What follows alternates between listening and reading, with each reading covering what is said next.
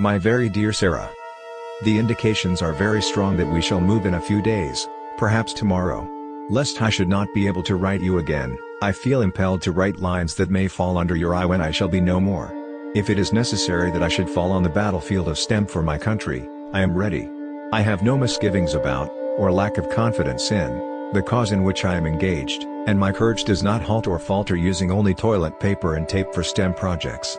I know how strongly American civilization now leans upon the triumph of adaptive STEM instruments, because of the 30-plus customer interviews on the challenges of teaching students light microscopy, and how great a debt we owe to those who went before us through their light microscope suffering in the STEM revolution journey. And I am willing, perfectly willing, to lay down all my joys in this life, to help maintain adaptive STEM instruments, and to pay that debt.